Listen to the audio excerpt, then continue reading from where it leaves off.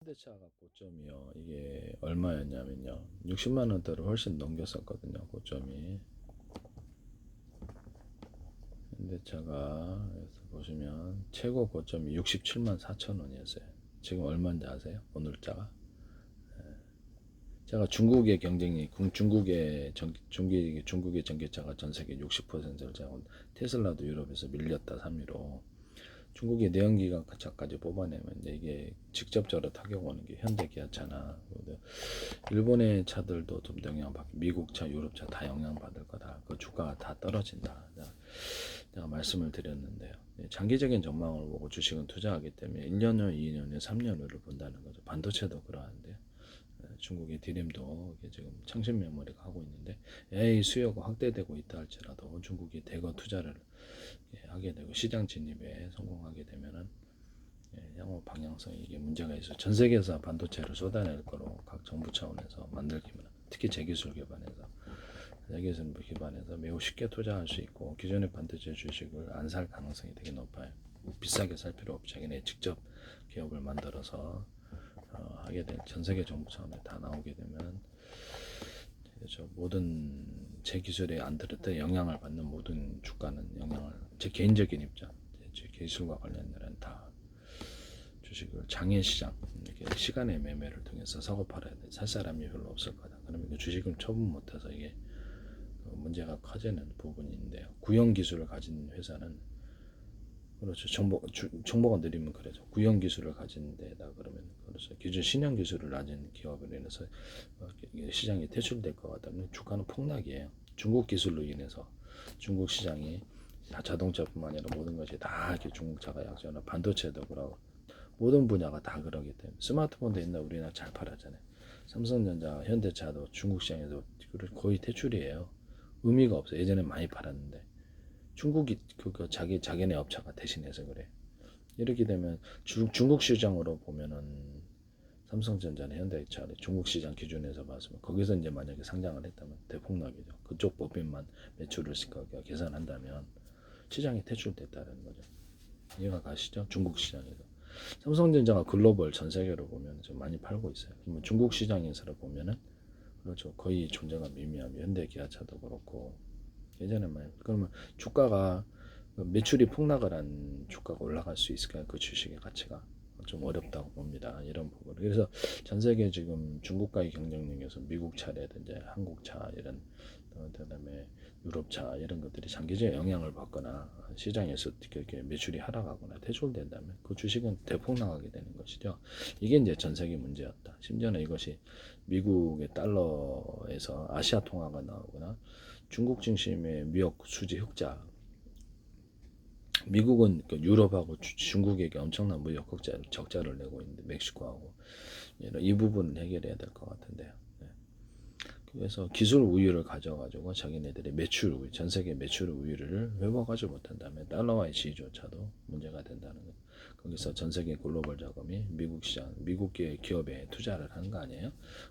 미국의 기업이 전 세계 경쟁력으로서 매출이 하락하거나 장기적인 전망으로 폭삭 망할 것 같다면 주식 뺍니까? 돈 빼죠. 주식 팔아채우고.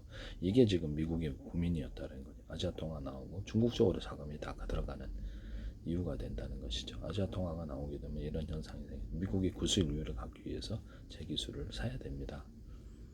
다른 사람 못할 것으로 보입니다. 제 개인적인 입장에서는 다른 사람을 할 수 있는 이런 광범위한 지식을 가지고 광범위한 기술을 내놓을 사람이 과연 있겠는가 또는 그것을 무사히 팔아치울 수 있을 것인가 전달이 가능할 것인가 그때 어렵다고 봅니다.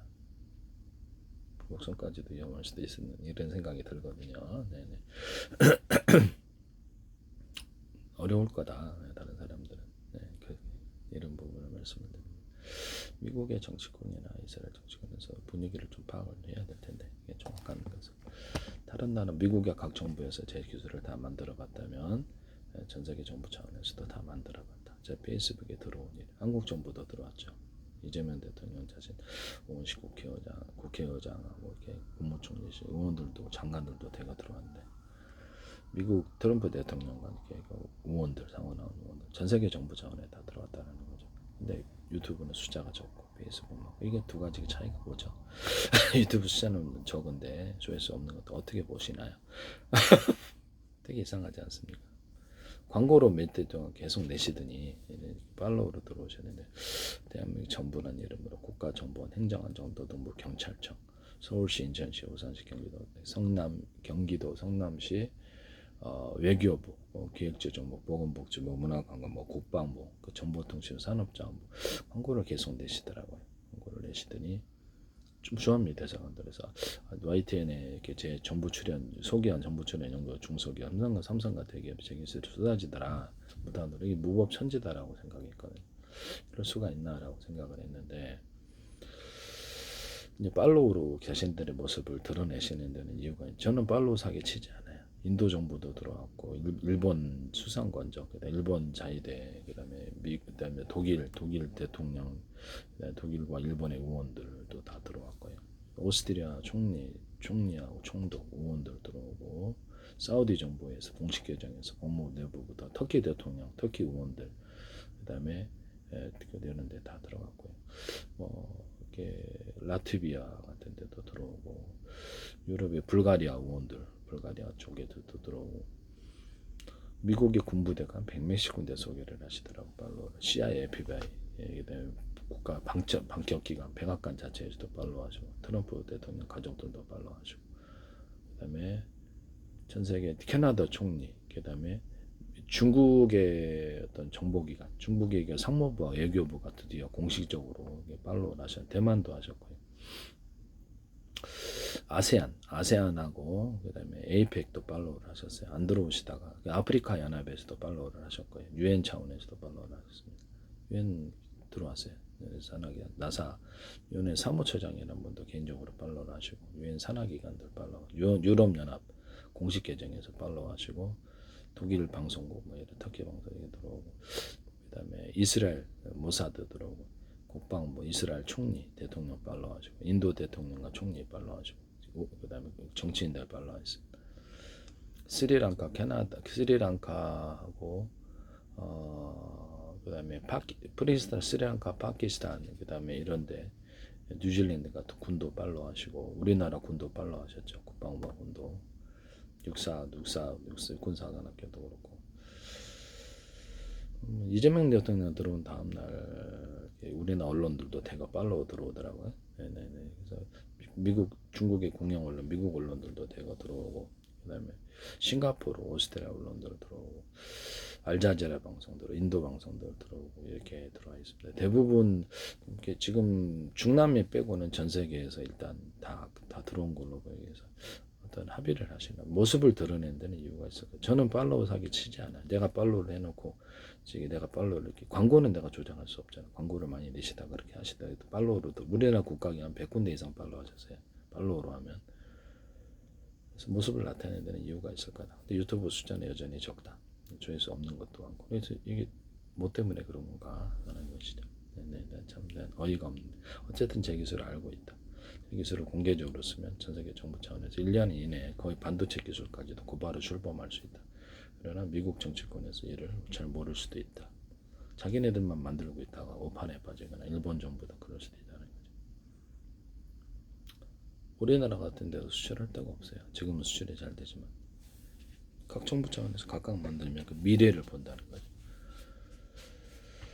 국가 차원에서 키보드 찍어서 돈 지원해주고 정보기관 군치 중이라고 표시 안 하고 사업을 출범할 수도 있다는 거죠. 뭐 자본주의 기업 같은 자기 자본으로서 100만 원 받아야 이게 10만 원도 팔 수 있어요. 5만 원도 팔 수 있어요. 손해 보면 키보드로 재료를 만들고 금융기관도 재료를 만들고 자기 국내 안에서는 적어도 가능하거나 전 세계 공산주의 연대라든지 아니면 국가 간의 연대를 통해서 자기네끼리 물건을 사고 팔 수 있습니다. 거의 대부분의 물건을 다 조립 형태로 만들 수 있다. 자동차 같은 것도 공업사에서 10명에서 조립하거든요. 자동차 안 됩니까?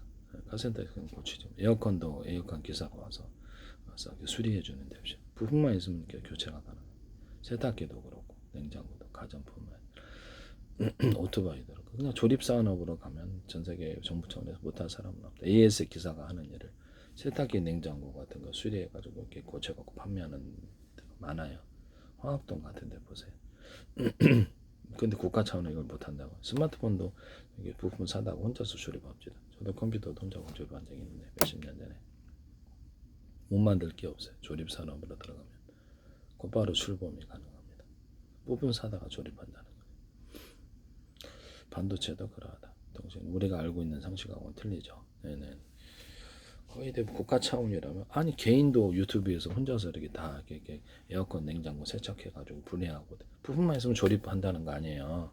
네? 설치도 하고 그게 뭐 어려워. 거의 대부분 다 만들 수 있다. 자동차도 분해해서 하거나 미국 같은 데는 이렇게 자기네들이 이렇게 엔진을 이렇게 회사별 부품별로 따로 구매를 해갖고 자기네들이 수동으로 이렇게 수작업을 해서 자동차 만들어서 업그레이드 해주는 데 많아요. 개인도 한다라는 거죠. 몇 명이서 자동차 이렇게 부품도 조립해서 한다는 거예요. 스마트폰으로. 조립 산업으로 TV 안에도 기판이 몇 개밖에 없어요. TV 그 모니터가 다 조립해. 조립으로 가면요. 중소기업에서 몇십 명에서 조립해가지고 부품을 갖고 모니터, TV도 내놓을 수 있어요. 국가 차원에서 못할 리가 없습니다. 미국의 오판이 있어서는 안 되겠다는 것을 말씀을 드립니다. 곧바로 1년 안에 모든 출범이 가능하다. 미국의 정치권은 자기들만 만들어봤다 이렇게 생각할 수도 있다. 그건 뭐라 잘못된 판단, 오판이라는 거죠. 착각하고 있는 것이죠. 기술력이 뛰어난 조립산업으로 가면 로봇도 그렇고 로봇 오픈소스 소프트웨어 나와 있죠.